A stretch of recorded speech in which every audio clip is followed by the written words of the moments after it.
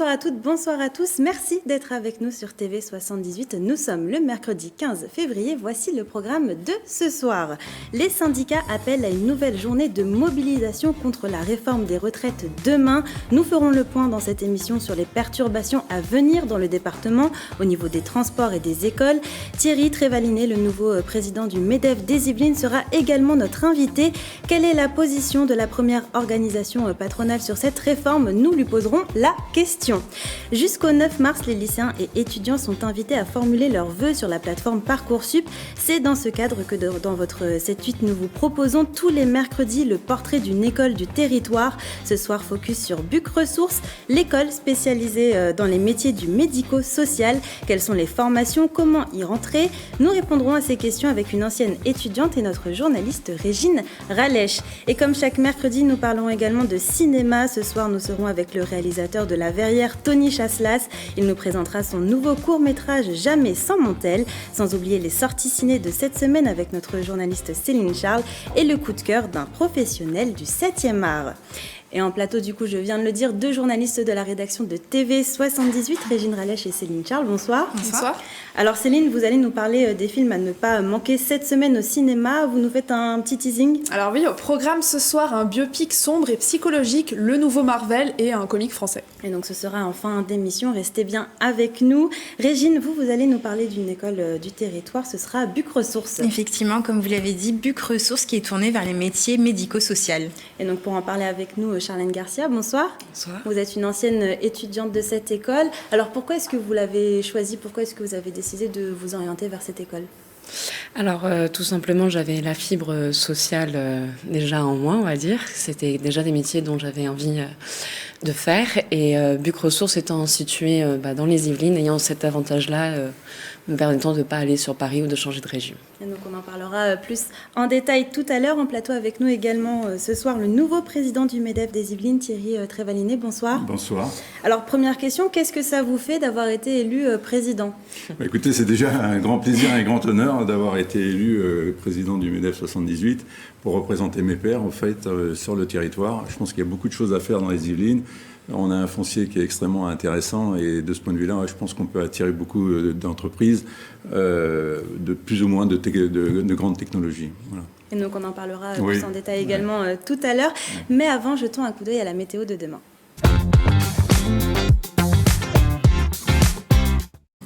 Demain matin, nous devrions être dans le brouillard sur l'ensemble du département selon Météo France. Au niveau des températures, il fera 6 degrés à Mantes-la-Jolie et Houdan et 5 degrés à Versailles et Rambouillet. Dans l'après-midi, le soleil ne sera pas des nôtres. Prévoyez un ciel couvert et côté température, il fera 11 à 9 degrés en moyenne.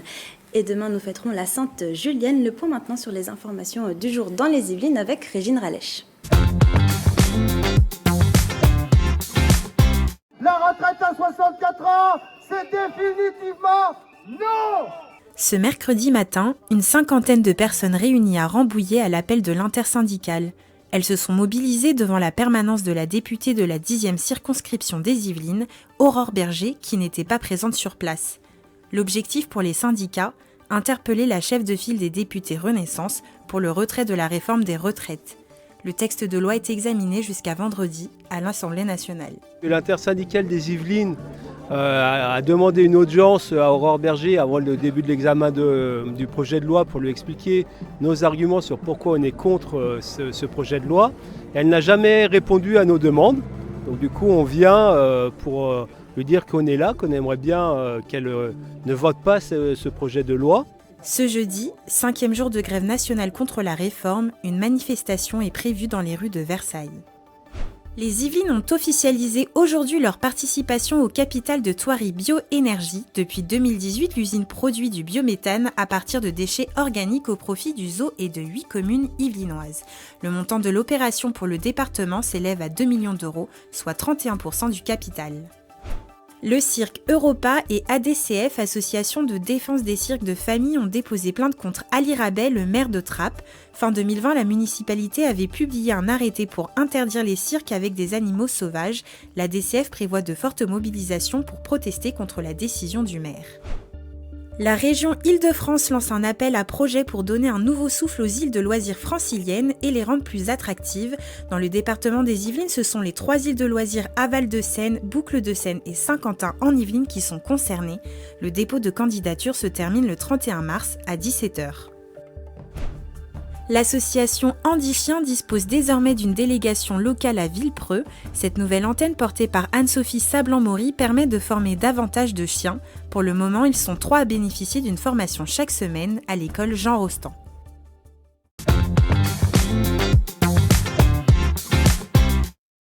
On en parlait à l'instant, depuis le 1er février, Thierry Trévalinet est devenu le nouveau président du MEDEF des Yvelines. Il succède à Zachary Hardy. Thierry Trévalinet, vous êtes également le directeur général d'AVL France depuis 2013, une société dans le secteur de l'industrie. Alors, sur quoi est-ce que vous allez travailler en priorité en tant que nouveau président du MEDEF des Yvelines ? Écoutez, je pense que la première de mes priorités, ça va être déjà d'assurer la continuité du mandat précédent. Je pense que c'est important. On a redressé le MEDEF des Yvelines. En tous les cas, Zachary l'a fait et il l'a fait de très, très belle façon. Donc, c'est notre mission de pouvoir garder cette continuité.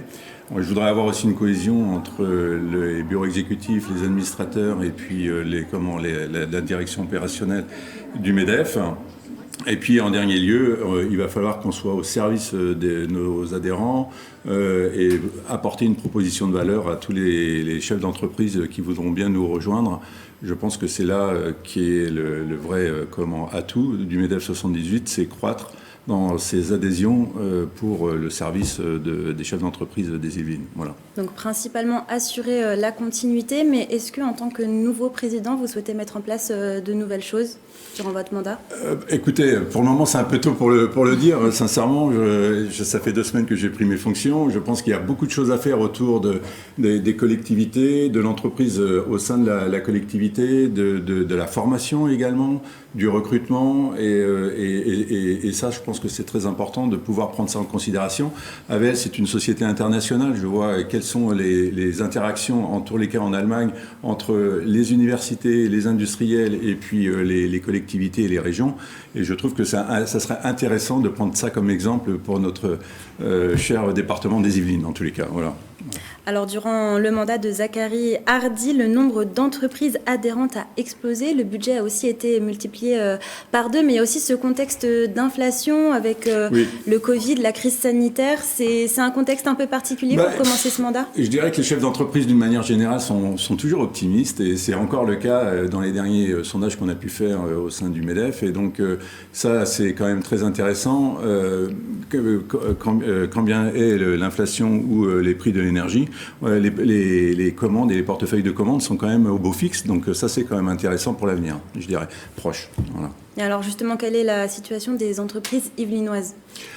D'une manière bien spécifique au niveau des entreprises yvelinoises, évidemment, il y a toujours ces portefeuilles de commandes qui sont pleins, comme au niveau national, je dirais. Mais d'une certaine façon, on est quand même aussi très inquiet sur l'économie française. Et on parlera certainement de la réforme des retraites, et ça nous inquiète quand même d'une certaine façon. Ouais. Voilà. Alors juste avant de parler de la réforme des retraites, un mot sur le chômage. Il n'a jamais été aussi bas depuis 2008. Ouais. Est-ce que vous pensez que c'est une situation durable, ou est-ce que vous craignez justement avec ce contexte social un peu compliqué, vous avez des craintes vis-à-vis de ça ? Non, pas forcément. Enfin, en tous les cas, dans le domaine dans lequel moi je pratique, c'est-à-dire l'ingénierie et puis donc les prestations de haute technologie, on a du mal à recruter. Et je crois que c'est vrai dans tous les domaines. Donc, je pense que c'est une vraie chance pour nos jeunes d'intégrer ces entreprises. Et donc, non, ça ne nous fait pas beaucoup plus peur que cela, en fait.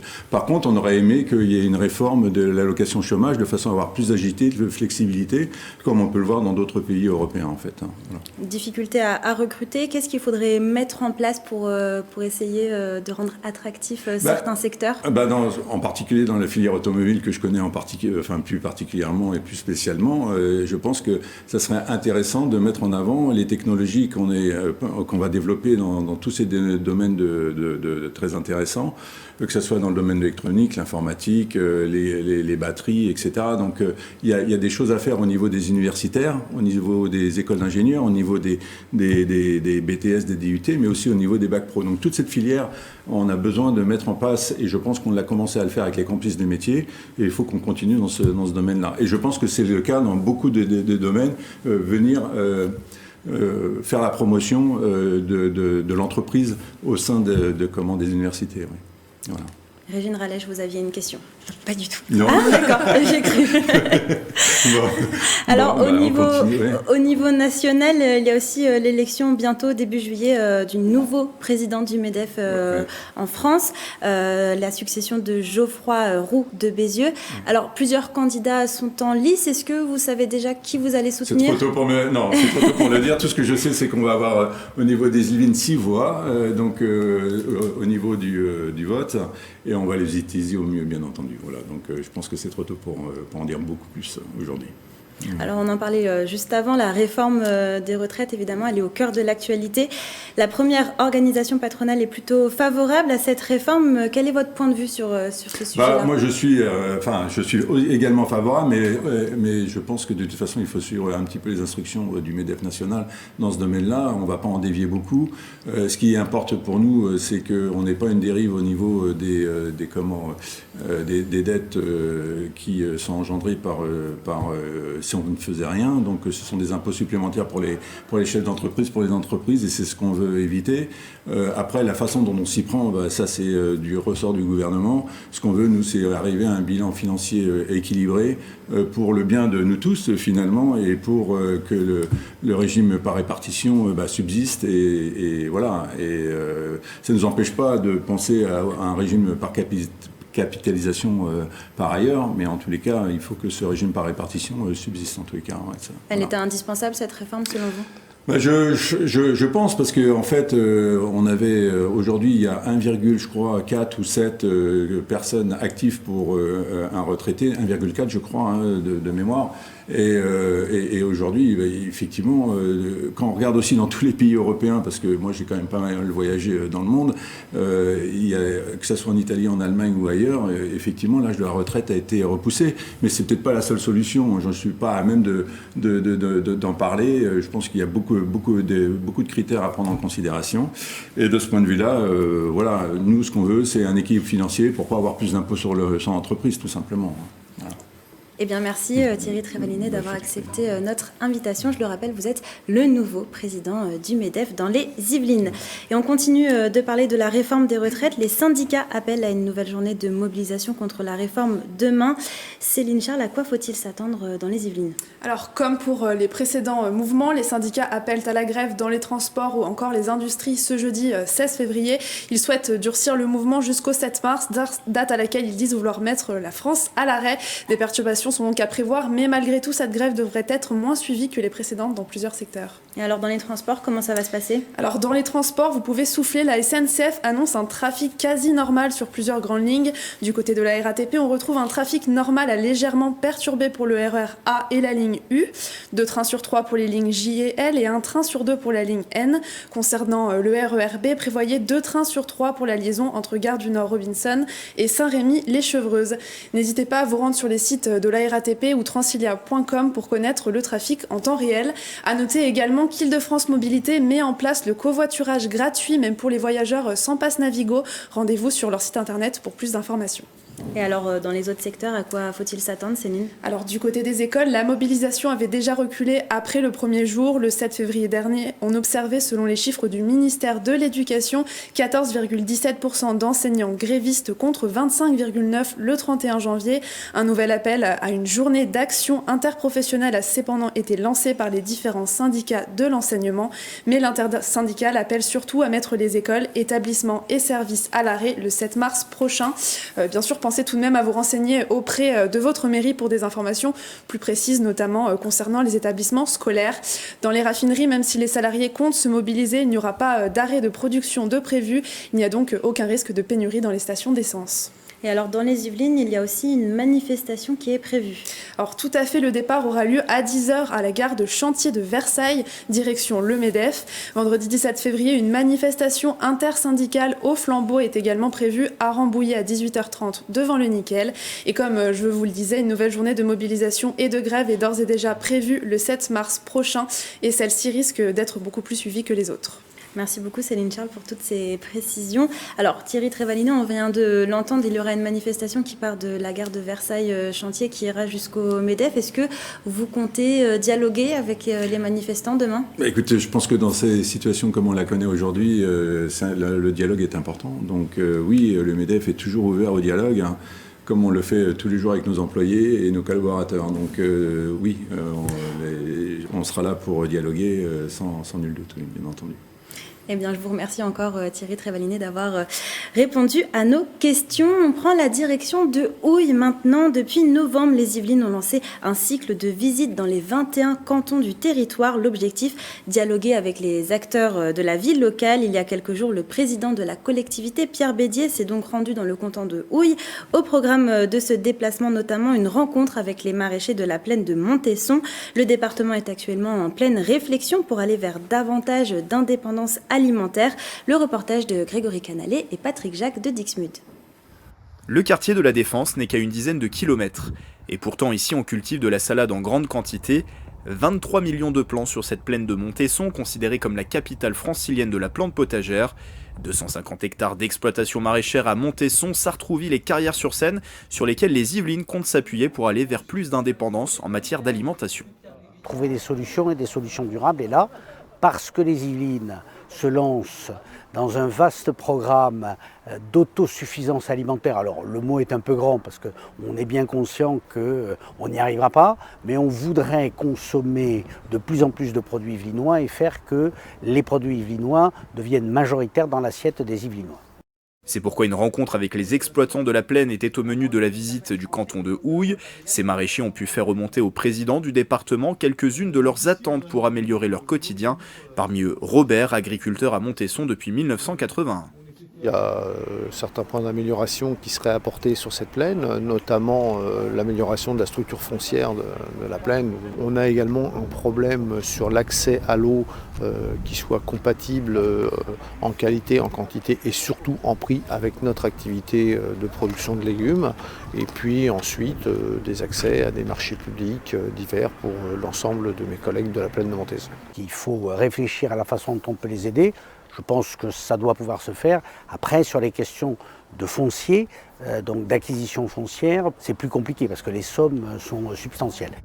Le département a lancé des assises de l'alimentation début février. Des groupes de travail vont se réunir pendant 4 mois avant l'annonce de mesures concrètes sur le sujet. La prochaine visite du président du département sera le 6 mars prochain. Pierre Bédier se rendra dans le canton de Montigny-le-Bretonneux. Et comme chaque mercredi maintenant, nous partons à la découverte d'une école ou d'une formation sur le territoire des Yvelines. Et c'est avec vous, Régine Rallèche. Ce soir, vous allez nous parler de Buc Ressources. Oui, c'est ça, Mathilde. On va parler de Buc Ressources et elle est spécialisée dans les métiers du médico-social. Et ce soir, on va parler plus précisément du diplôme pour devenir éducateur spécialisé. Et alors justement, est-ce que vous avez une définition de ce métier éducateur spécialisé? Tout à fait, c'est une personne qui accompagne au quotidien des enfants, des adolescents ou des adultes qui présentent un handicap mental ou physique, des difficultés sociales ou d'insertion. Et l'éducateur spécialisé permet à ces personnes de devenir autonomes, de retrouver confiance en elles ou bien d'apaiser un climat en tension au sein d'une famille, par exemple. Et alors, comment est-ce qu'on fait, Régine, pour devenir éducateur spécialisé? Alors, il faut obtenir un DES, donc c'est le diplôme d'état d'éducateur spécialisé. C'est une licence, donc ça se fait en 3 ans. Et à Buc Ressources, en 2022, 92% des étudiants ont obtenu leur diplôme. Pendant leur cursus, les étudiants alternent entre stage et enseignement théorique. Il faut compter 60 semaines de stage sur les 3 années confondues. Et pour l'école, il y a une réelle intention de professionnaliser les apprenants et de les confronter aux réalités du terrain. Et comme vous l'avez dit, Mathilde, justement, on est avec nous Charlène Garcia. Bonsoir. Bonsoir. Donc, vous êtes éducatrice spécialisée. Est-ce que vous pouvez nous parler un peu plus amplement de votre expérience au sein de l'école et quelles sont les matières que vous avez étudiées? Alors du coup, à Buc Ressources, on va travailler évidemment tout ce qui est sociologie, la psychologie. On va travailler les différents handicaps ou aussi situations de vie que peuvent avoir certaines personnes comme les SDF ou les personnes souffrant d'addiction aussi. Et tout ce qui est dans le champ de la protection de l'enfance. Donc les foyers pour enfants ou directement de travailler au niveau des crises aussi familiales. Donc finalement, c'est quelque chose qui est assez large. Oui, c'est un métier qui permet de changer facilement de domaine en fait. C'est ça, la richesse justement. Et justement, cette richesse, vous avez pu l'exploiter au travers de stages. Qu'est-ce que vous pouvez nous en dire plus dessus ? Oui, alors à Buc Ressources, souvent, on essaye de préconiser de faire dans les 3 champs, donc le champ de l'insertion, le champ de la protection de l'enfance et le champ de l'handicap. Maintenant, au niveau de l'insertion, c'est un champ qui est assez difficile d'accéder en tant que stagiaire parce que les problématiques vont être multiples. On va être souvent sur des personnes qui sont vraiment marginalisées dans la rue, rencontrant des problèmes d'addictologie, des problèmes de situation aussi au niveau des papiers pour rester en France, etc. Donc c'est un champ qui est assez dur à intégrer en tant que stagiaire, on va dire, ou alternant. Moi, j'ai pu faire notamment dans l'handicap psychique, en accompagnant des personnes souffrant d'handicap comme la schizophrénie et la bipolarité. Ensuite, j'ai fait un stage en MAS, donc maison d'accueil spécialisée, qui accompagne des personnes avec un polyhandicap, donc moteur et psychique, pardon. Et ensuite, j'ai fait dans un foyer pour enfants adolescents, donc une MEX, maison d'enfants à caractère social. On a beaucoup d'hiéroglyphes. Pour des jeunes de 13 à 18 ans, pardon. Et donc aujourd'hui, vous travaillez dans quoi ? Après toutes ces expériences de stage, vous avez choisi quel domaine ? Alors là, j'ai arrêté les foyers et je suis dans un service éducatif de proximité qui appartient comme à Buc Ressources à la sauvegarde des Yvelines. Donc nous avons un service à Saint-Cyr, à Houille et au Mureau pour pouvoir regrouper et intervenir sur toutes les Yvelines. Donc on accompagne des adolescents qui rencontrent une crise au sein de la cellule familiale ou qui sont dans une situation de marginalisation dont les parents ne comprennent pas et ont besoin d'un tiers justement pour apaiser. Et on est souvent vu comme une alternative au placement. Et donc, quelle est la qualité qu'il faut avoir absolument pour faire ce métier-là finalement ? L'adaptation. Il faut s'adapter au public. Toutes les personnes sont différentes, ont un besoin différent et des capacités différentes. Et comme un éducateur spécialisé doit faire un projet avec la personne qui l'accompagne en fonction de ses besoins, de ses envies et surtout de ses capacités. Donc je dirais plus l'adaptation, l'écoute évidemment et la bienveillance. Et qu'est-ce qui vous plaît le plus dans ce métier ? Qu'on peut bouger. On peut changer de personnes accompagnées, de services. Il y a beaucoup de possibilités, de la remise en question. Les formations, c'est un métier très riche sur l'humain où tout est basé sur l'échange. On travaille souvent en équipe pluridisciplinaire à l'aide de psychologues. Ça peut être aussi des psychiatres, des ergothérapeutes. Vraiment, ça peut être très riche au niveau des métiers qui nous accompagnent. Et donc, j'imagine que c'est un métier qui n'est pas toujours évident au quotidien. Quelle distance ou quelle proximité est-ce que vous pouvez avoir avec les personnes que vous accompagnez ? C'est la grande question de l'éducation spécialisée. Durant ma formation, c'est une question qui est très souvent abordée, en cours notamment, parce que c'est vous qui choisissez la distance. Je ne dirais pas qu'il y a une formule magique qui fait qu'on n'y pense pas à la maison et que le cerveau est reposé directement. On vous l'apprend pas à l'école. On essaye de nous dire de faire attention, de savoir prendre de la distance. Et notamment, s'il y a autant de semaines de stage dans cette formation, c'est pour savoir si on est apte, en fait, à en vivre et de se sentir assez à l'aise aussi en tant que vie professionnelle et vie perso. Mais... Donc finalement, c'est quelque chose que vous jaugez en Exactement. fonction en fait, des personnes que vous rencontrez. Et en fonction des publics. Tous les publics, ça ne va pas être la même chose. En fonction de nous aussi, notre personne, notre personnalité. Il y a des publics, on arrive plus à couper le cerveau quand on rentre à la maison que d'autres. Et le ministère de l'Enseignement supérieur indique qu'il y a une chute de 38% quant aux candidatures sur Parcoursup. Est-ce que vous pouvez nous dire pourquoi et qu'est-ce qu'il faudrait faire justement pour attirer les jeunes vers cette filière ? Alors, quand j'ai commencé, je suis rentrée dans cette école à 18 ans et j'ai remarqué que c'était surtout un métier de reconversion en fin de compte, parce qu'on n'en parle pas du tout de ces métiers-là. C'est un métier méconnu. Moi, à l'époque, je ne le connaissais pas du tout. J'ai dû un peu chercher, même beaucoup. Je pense qu'à le salaire, évidemment, tout augmente dans notre société actuelle et c'est un salaire qui commence assez bas. Donc à Buc Ressources, on peut devenir éducateur spécialisé, mais on peut être aussi moniteur éducateur et AMP. AMP.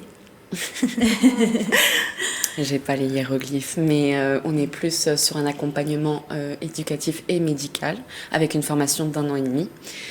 Pour accompagner les personnes en situation de handicap moteur principalement.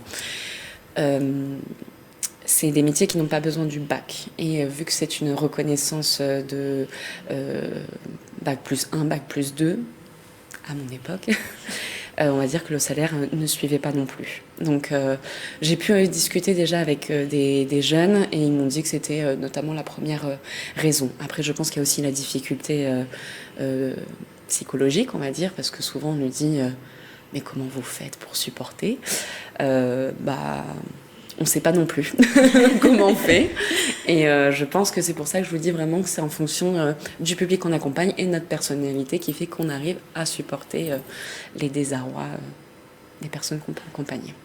Et alors, si vous aviez un conseil à donner aux étudiants, aux futurs étudiants ou aux lycéens qui souhaiteraient rentrer dans cette école, vous leur donneriez quoi comme conseil ? Que si ils pensent que c'est le bon endroit pour eux, ils peuvent y arriver. Maintenant, après, ça va être la prise de recul. Moi, je pense que d'abord, il faut, quand on accompagne l'humain, il faut aller bien soi-même. C'est le premier conseil qu'on donne, c'est si nous, on a réglé nos soucis personnels, parce que c'est un métier qui fait beaucoup écho aussi à nos situations. On travaille la relation avec les parents, on travaille les traumatismes et nous aussi en tant que travailleurs on peut avoir affaire à ça dans notre vie personnelle et il faut être prêt à pouvoir pas en rediscuter de sa vie personnelle mais de se remettre là-dedans en accompagnant les personnes qui sont en train de le vivre justement. Eh bien, merci beaucoup Charlène Garcia d'être venue parler de votre métier, éducatrice spécialisée, et puis de votre ancienne école Buc Ressources. Merci. On va passer à un tout autre sujet maintenant. Ils vont participer à un raid humanitaire pendant un peu plus d'une semaine. Clément Morichon et Flavien Castanet, bonsoir. Vous êtes à distance avec nous ? Bonsoir. Bonsoir. Oui, alors, on est à Biarritz. Vous êtes à Biarritz, mais vous venez tout de même des Yvelines, vous venez de Montigny-le-Bretonneux. Et donc là, vous êtes à Biarritz parce que demain, ce sera le départ du 4L Trophy. Alors, première question, est-ce que vous êtes pressé de ce départ ? Comment est-ce que vous vous sentez à un jour du départ ?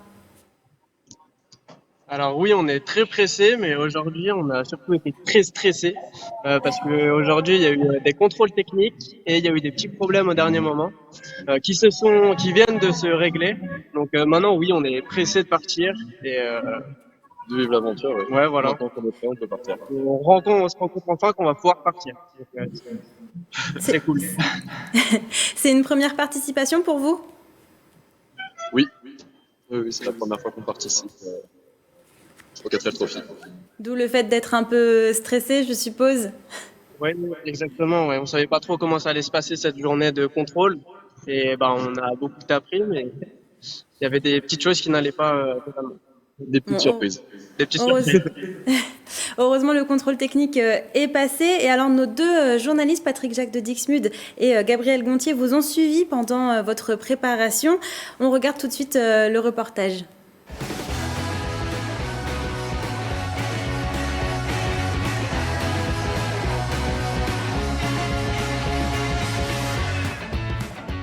À 22 ans, Ligny-Montin, Clément Morichon s'apprête à vivre une aventure hors du commun. Avec son coéquipier Flavien Castanet, ils s'élanceront pour l'édition 2023 du 4L Trophy. Mais avant le grand départ, l'heure est à la préparation pour Clément. Là, je suis en train de préparer le 4L Trophy. Donc là, c'est tout le matériel que je vais emmener pour si jamais j'ai un pépin mécanique, chose que j'espère n'arrivera jamais.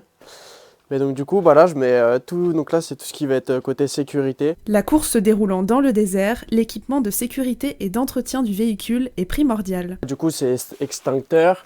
Donc ça, c'est les lampes de détresse si jamais je suis perdu dans le désert. Et après, donc une batterie de rechange. Si j'ai un accident, le triangle. Mon matériel, si jamais j'ai besoin de faire de la mécanique sur la 4L. Après, ici, on va avoir tous les produits d'entretien et pour faire la mécanique. Liquide de refroidissement qui est super important dans le désert.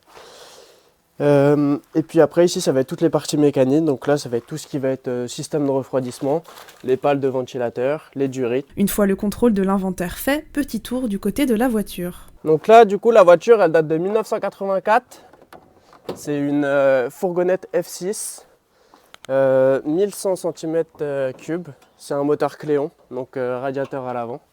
Et donc du coup là on a, moi sur ce moteur là j'ai surtout touché à tout ce qui est donc du coup carburateur et allumeur. Mais pour la faire démarrer, l'étudiant a dû se mettre à la mécanique. Je n'y connaissais rien du tout au début, c'est vraiment, j'ai tout appris sur YouTube, c'est ça un peu la force de notre génération maintenant, c'est que tu peux tout regarder, tout apprendre sur YouTube et sur les forums, tout ça. L'équipage a également dû aménager le véhicule qui va aussi être le lieu de vie pendant la course. Parce que du coup, ce qu'il faut savoir derrière, c'est qu'on a fait donc du coup un aménagement, on a refait toute la menuiserie à l'intérieur. Donc là en fait, là ça va nous permettre de dormir dessus. Donc en avançant un petit peu les sièges, je peux baisser la plaque, j'ai 1,75 m pour pouvoir dormir en dessous. C'est la chambre à coucher quoi. Exactement, la chambre à coucher. Après il manque juste un petit matelas pour être tranquille. Et après en dessous, donc là, ici j'aurai des baquets donc, que je suis en train de préparer là. On aura 2 grands tiroirs pour mettre mes pièces mécaniques ici. À côté, on aura des petits baquets en plastique pour nos vêtements et puis tous les vivres qu'on aura besoin. Parmi leurs équipements, également de nombreux sacs et fournitures seront distribués dans les villages aux enfants. Des sacs avec, donc s'il n'y a pas de stylo, il faut que je mette des stylos et je vais mettre des cahiers dedans. À J-1 avant le départ des 1200 voitures participantes, l'objectif pour le duo yvelinois est avant tout d'aller au bout de l'aventure et de soutenir l'association Les Enfants du Désert. Alors pourquoi est-ce que vous avez décidé de vous lancer dans cette aventure, Clément Morichon et Flavien Castanet ? Tout d'abord pour le défi, donc que ça soit l'autonomie, que ça soit avant le raid pour la préparation mécanique, trouver des sponsors, gérer une association. Et après, oui, parce qu'on aime, le côté humain et aussi aventure. Aventure Pendant surtout, 10 jours au Maroc avec une voiture qu'on ne connaissait pas trop avant, qu'on a préparé nous-mêmes. Et après là-bas, c'est de l'entraide, c'est aider les autres qui galèrent. Nous, si on a un problème, on espère que d'autres viendront nous aider. Faire de belles rencontres. Et oui, c'est vraiment le côté humain et aventure. Oui, parce que vous allez traverser donc 3 pays, la France, l'Espagne jusqu'au Maroc. Vous allez vous arrêter à Marrakech à bord d'une 4L, une voiture quand même assez ancienne. On l'a vu dans le reportage, il faut avoir des connaissances mécaniques. C'était pas trop dur d'acquérir toutes ces connaissances mécaniques ? Non, quand on a un projet en tête et qu'on veut s'y tenir, c'est du plaisir d'apprendre justement dans le domaine qui est la mécanique. Oui, c'est de la mécanique simple, tout le monde peut. Je regarde là. Ouais. Régine, vous aviez une question ? Oui, j'ai une question. Est-ce que vous avez une idée de combien d'heures vous allez devoir conduire par jour ? Conduire exactement par jour. 6 heures, il me semble. On va être sur du 5-6 heures minimum par jour. Après, par exemple aujourd'hui, pour venir à Biarritz, pour venir à Biarritz, on a roulé 10 heures de route. Mais parce qu'on avait 800 km à faire. Après, par jour, on aura, on va dire, entre 100 et 200 km à faire par jour. Mais ce sera dans d'autres conditions et peut-être pas sur de la salle. Et donc ça va, votre 4L, elle a tenu la route de Paris, de Montigny jusqu'à Biarritz ? La mécanique a bien marché, on est content. Donc sauf le petit problème sur le longeron, un trou perforant, pas de surprise. Et donc c'est avant tout un raid humanitaire puisque le but c'est quand même d'aider l'association Enfants du Désert. Vous allez distribuer des fournitures scolaires dans des villages marocains. Est-ce que vous savez déjà dans quel village vous allez devoir vous arrêter ? Non, alors là c'est vraiment le but du 4L, c'est qu'une fois qu'on arrive à Tanger, on nous donne un petit roadbook à la boussole et on ne connaît pas l'itinéraire qu'on va faire. mais on sait qu'on va passer dans plein de petits villages. C'est ça. Mais on ne sait pas lesquels. Et donc à bord de votre 4L, vous avez quoi? Des stylos, des cahiers? Des classeurs, des sacs, pas mal de sacs de notre école. Et des trousses, quelques trousses. Et donc vous allez devoir vous orienter uniquement avec un GPS. Enfin ça va, vous êtes bon en orientation si jamais il y a des coupures. Encore une fois, on va apprendre. Flavien est scout, donc normalement ça devrait le faire. On sait lire une boussole et puis boussole et carte. C'est l'aventure, encore une fois, c'est l'aventure. Ça vous tenterait, vous, autour du plateau, de partir à l'aventure comme ça, de faire le 4L Trophy? Ah ouais, totalement, ouais. Ouais, Régine, vous avez l'air partante. Ouais, moi aussi, surtout que c'est pour une bonne cause. Donc finalement, allier aventure et solidarité, pourquoi pas, oui. Charline Garcia. Faut revoir l'orientation, mais pour la bonne cause, évidemment. Et alors, je vous pose aussi la question, Tony Chassas, vous allez parler dans un instant de votre nouveau court-métrage Jamais sans Montel, mais est-ce que, du coup, ça vous tenterait, cette aventure? Bien sûr, pour la bonne cause, toujours. Pour la bonne cause, toujours. Que des partants autour de la table. Est-ce qu'on pourra suivre vos aventures sur les réseaux sociaux? Oui, on a un compte Instagram, les Siges 4L 2023, où on mettra toute notre aventure sur Instagram. Et après, sur nos réseaux sociaux personnels. Eh ben, on vous souhaite une bonne course et puis on vous suivra tout du long de cette aventure. Merci en tout cas à vous, Clément Morichon et Flavien Castanet, d'avoir accepté notre invitation. Bonne course. Merci beaucoup. Merci beaucoup. Bonne continuation. Allez, maintenant, on va passer à notre page cinéma.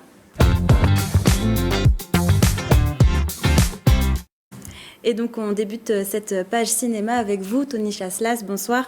Vous êtes de La Verrière et vous avez sorti votre 5e court-métrage, Jamais sans Montel. Alors, rapidement, c'est l'histoire d'un jeune qui doit passer 3 jours sans son téléphone portable, portable tout court, pour en fait valider le mystérieux testament de sa grand-mère. Exactement. Alors, pourquoi est-ce que vous avez décidé d'écrire, de tourner ce court-métrage? Parce que c'est ce qui m'est arrivé en fait. Je me suis retrouvé sans téléphone portable pendant plusieurs jours. Ok. Et l'aventure a été folle en fait, parce que j'étais plus du tout habitué à me retrouver sans téléphone portable. Et je me suis dit que ça pourrait être amusant de partager l'expérience et d'en faire une histoire. Donc j'ai décidé d'écrire le film comme ça. Oui, parce que finalement, son téléphone portable, on s'en sert pour tout aujourd'hui. Exactement. C'est un défi que vous pourriez relever autour du plateau, passer 3 jours sans son téléphone? Ça sera compliqué. Oui, je pense que ce serait très très difficile. C'est vrai que pour nous, en fait, c'est un outil de travail au quotidien, notre téléphone portable. Donc même pour vous, Charline Garcia, je suppose. Alors nous, on fait le combat avec les jeunes de le lâcher. Donc nous, on aimerait bien qu'ils fassent 3 jours sans, au plus grand bonheur des parents aussi. Mais je trouve d'ailleurs que la difficulté, c'est aussi que ça remplace des objets du quotidien, parce que maintenant, on n'achète plus forcément de réveil. Notre téléphone, c'est notre réveil. Enfin, c'est... La télécommande aussi. Ah oui, c'est ça vrai aussi. La lumière, les interrupteurs. Je suis pas encore à ce niveau-là, mais bientôt. Moi, je paye avec mon téléphone aussi. Ah oui, c'est vrai. Oui, tout ce qui est en ligne, on peut payer avec mon téléphone. Il y a nos mails, le GPS, la musique, il y a tout, quoi. Exactement. Ça répond à toutes nos questions aussi. Nos recettes, Internet. Exactement. C'est compliqué. Un jour, peut-être, 2 jours, déjà, c'est difficile. 3 jours, ça devient long. Et donc on va parler de votre court-métrage dans un instant, mais juste avant, je voudrais qu'on regarde le teaser justement sur Jamais sans Montel.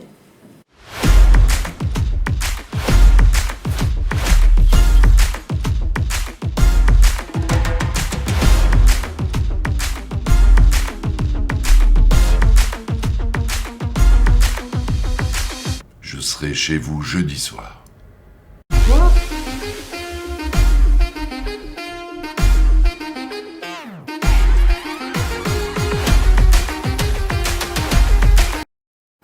Alors dans ce teaser, on voit 2 acteurs, Willy Lecci et Régis Ivanov. Quels sont les autres acteurs que vous avez choisis, qui jouent dans ce court-métrage? Alors il y a Morissette Gourdon qui joue la grand-mère, qu'on a pu voir dans, comment s'appelle la série déjà, Appelez mon agent, Call my agent en français. 10%, voilà. 10%. Pardon. Il y a Morissette Gourdon, Marie-Louise Compin, qu'on voit là récemment, on l'a vu dans Netflix dans la série En Place. Et il y a 2-3 autres rôles, mais c'est vraiment des petits rôles, c'est des rôles secondaires vraiment. Et donc vous avez tourné dans les Yvelines, on peut apercevoir quelques images. Dans quel lieu est-ce que vous avez tourné? Alors j'ai tourné à la Verrière principalement, les extérieurs, à la gare de la Verrière. Il y a la mairie aussi, j'ai tourné dans la mairie de la Verrière, grâce à Nicolas Dainville, le maire qui m'a prêté la mairie pendant toute une journée. Donc on a tourné également à Elancourt, dans le cinéma, où le film va être projeté. Le Ciné 7, ouais. C'est ça, exactement. On a tourné à Coignières et Maurepas. Et donc c'est pas la première fois que vous tournez un court-métrage dans les Yvelines. Vous êtes attaché au territoire? Ouais. En fait, c'est un lieu où j'ai adoré grandir. J'y vis encore. Je pense que je partirai pas, en tout cas pas tout de suite. C'est pas prévu. Et non, je trouve que c'est une belle ville. J'ai appris plein de choses là-bas. On a une mentalité assez particulière souvent. Quand je rencontre des gens de Paris ou autres, ils se rendent compte que dans les Yvelines, en tout cas, et dans la Verrière, le Mesnier, l'Elancourt, on a vraiment une mentalité particulière en fait. Donc moi je veux représenter ça et je trouvais important de tourner de là où je viens en fait, pas tourner dans des endroits qui me correspondent pas forcément, des endroits que je connais. Et donc vous avez reçu 3 fois le prix du meilleur court-métrage indépendant au Festival du film de Paris, New York et Milan. C'est un plus pour votre carrière, je suppose? Oui, c'est assez important en fait, la reconnaissance, parce que c'est pas des festivals avec du copinage, c'est des personnes qui me connaissent pas. Donc ils jugent vraiment mon travail en fait. C'est pas parce que je suis un tel qui est dans telle société de production que je gagne le prix. C'est vraiment parce que mon projet leur a plu. Et alors vous travaillez sur ce court-métrage depuis combien de temps? C'est souvent des projets qui sont longs. Oula. Je crois que j'ai commencé en janvier de l'année dernière. D'accord. Si je dis pas de bêtises. Et le tournage, on a tourné en mai de l'année dernière. Avril-mai de l'année dernière. Et donc pour pouvoir réaliser un court-métrage de 30 minutes, il faut une équipe de combien de personnes autour? On était entre 10 et 15 en général. Entre 10 et 15 personnes. Sur le film, on a tourné une fois 7 jours et une autre fois, on a dû tourner 3 jours, je crois. Et vous avez d'autres projets à venir ou pas? Là, j'ai une série qui s'appelle God's Game, que j'ai tournée en 2019 ou 2020, avec le Covid, je ne sais plus trop les dates. Et, en fait, j'ai gagné pas mal de prix pour cette série, j'ai gagné 15 prix. Et du coup, je dois faire la première saison cette année. J'ai fait aussi un crowdfunding pour récupérer quelques financements et pouvoir tourner la première saison. Félicitations. Merci beaucoup. Merci Tony Chaslas d'avoir accepté notre invitation. Alors, si vous souhaitez regarder Jamais sans Montel, rendez-vous samedi à 16h30 au Ciné 7 de Elancourt. On va passer maintenant à notre coup de cœur ciné par un professionnel du 7e art. Alors, comme vous êtes réalisateur, vous êtes dans le milieu du cinéma, est-ce que vous avez un film favori, Tony Chaslas? Oui, alors je vais peut-être surprendre des gens, mais moi, mon film préféré, c'est SOS Fantôme. SOS Fantôme, pourquoi? En fait, je crois que c'est une des premières cassettes vidéo que j'ai eues quand j'étais petit, parce que j'ai connu les cassettes vidéo. Et en fait, je les regarde en boucle, donc là encore aujourd'hui, quand je le regarde, je connais tout par cœur. Et c'est vraiment un film qui m'inspire et que généralement j'aime bien regarder pour me donner du peps. Je le ramène avec moi en voyage. Quand je vais à l'étranger, je le ramène, il faut que je le regarde au moins une fois. Okay. Donc ça se passe à New York, donc c'est une ville que j'adore aussi. Donc vous avez un fort attachement sentimental. C'est ça.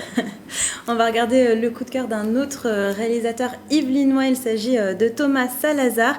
Il vous parle de 21 Jump Street. Regardez.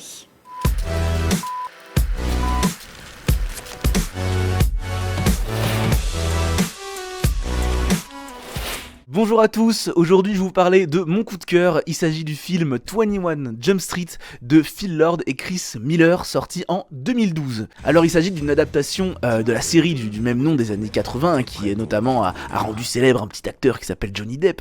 Et donc c'est l'histoire d'un Joe de policier, un petit peu tête en l'air, casse-cou, qui se retrouve en mission d'infiltration dans un lycée, où ils doivent découvrir un petit peu les rouages d'un trafic de drogue dans ce lycée. Les deux personnages sont interprétés par Jonah Hill et Channing Tatum, qui forment vraiment un duo comique incroyable, cartoonesque, vraiment des fous rires à en pleurer. Tu veux bien être mon cavalier au bal? Faut sortir la poubelle! Non, là on n'a pas le temps de faire la bonne! Notamment aussi avec leur chef qui est joué par le rappeur Ice Cube. Voilà, un petit caméo qui fait vraiment plaisir, très bon aussi, très rigolo.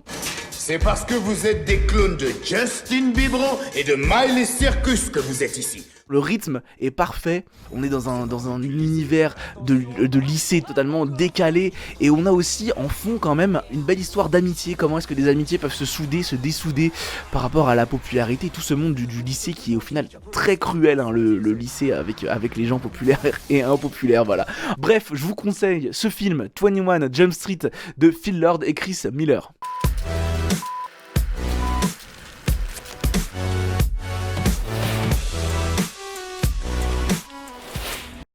Alors, est-ce que vous l'avez vu, ce film autour du plateau ? Moi, je l'ai vu. Vous l'avez vu ? Ouais. Et du coup, vous en pensez quoi ? Il était très drôle. Très drôle ? Ouais, les réalisateurs sont très forts. Et Jonah Hill aussi, il est très bon dedans. Charlène Garcia, Céline Charles, Régine Rallet. Je ne l'ai pas vu. Si, je l'ai vu. Et c'est bien pour se détendre. C'est bien pour se détendre. En tout cas, moi, j'ai bien aimé le coup de cœur, la bande-annonce, etc. Je pense que je vais le mettre sur ma to-do list. On poursuit cette page cinéma avec vous, Céline Charles. Quelles sont les sorties cinéma à ne pas manquer cette semaine ? Alors, le premier film, il s'agit d'Ant-Man et la Guêpe, Quantumania. C'est le dernier Marvel. Après le multiverse de Spider-Man ou Doctor Strange, ce film nous plonge dans le royaume quantique de l'homme-fourmi, le super-héros capable de grandir et rétrécir à volonté. Un opus qui va permettre de lancer la phase 5 de l'univers cinématographique de Marvel et de présenter le nouveau grand méchant, successeur de Thanos, Kang le Conquérant. Ant-Man coule des jours heureux à San Francisco lorsque sa fille Cassie, devenue jeune adulte, met au point un appareil permettant d'explorer le royaume quantique. À la suite d'un incident, lui et tous ses proches vont se retrouver propulsés dans cet univers. Regardez. Qui êtes-vous ? Je suis celui qui peut t'offrir la seule chose que tu désires. C'est-à-dire du temps.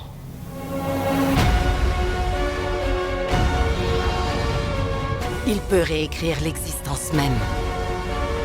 Disloquer des flux temporels. Ne lui accorde aucune confiance. Peu importe qui il est. J'ai manqué trop de choses. Grâce à lui, on pourra avoir une seconde chance.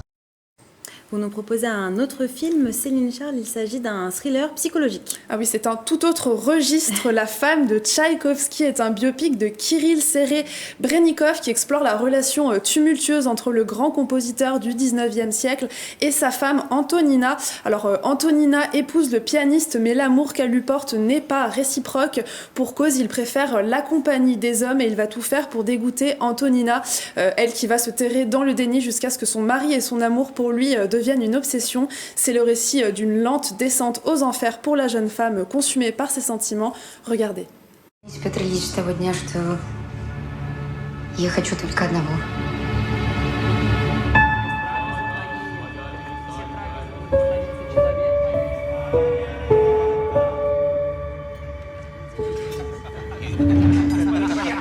Хочешь совет? Пикет. Мне оперу надо закончить. А эта суета страшно отвлекает. Ему женщины вообще не нужны. Никто не смеет у меня отнять тебя, потому что ты мой муж. Et on termine votre sélection avec une comédie française, Un homme heureux. Oui, un peu plus de légèreté. Maintenant, Un homme heureux de Tristan Ségala, c'est la comédie française de la semaine avec Catherine Frotte et Fabrice Lucchini. En toile de fond, la transidentité. Jean est un maire très conservateur en pleine campagne de réélection qui va tomber de haut lorsqu'Edith, son épouse, va lui faire une confession. Elle a toujours été un homme et compte très vite entamer sa transition. Alors, c'est l'histoire d'un couple qui va voir sa vie personnelle et professionnelle complètement chamboulée. Merci beaucoup Céline Charles. Est-ce que vous avez un film que vous souhaitez aller voir au cinéma, qui vous tente plus qu'un autre ? Moi, je serais bien tentée de voir La femme de Tchaïkovski. Je pense que ça peut être super intense comme histoire. Moi aussi, j'ai un penchant pour les thrillers psychologiques, c'est vrai. J'en propose beaucoup. Vous nous proposez beaucoup de thrillers, Céline. Tony Chasselas, Charlène Garcia. J'aime bien les thrillers aussi, mais je vais aller voir Ant-Man tout à l'heure. Ouais. C'est vraiment le film, je pense, pour les passionnés de Marvel à ne pas manquer cette année. Ouais. Et vous, Charlène Garcia ? Je prends le même avis que vos collègues. Je suis tout seul. Ouais. Non, je pense que moi, j'irai aussi voir Ant-Man au cinéma. C'est bientôt la fin de cette émission, mais juste avant de se quitter, jetons un dernier coup d'œil à la météo de demain.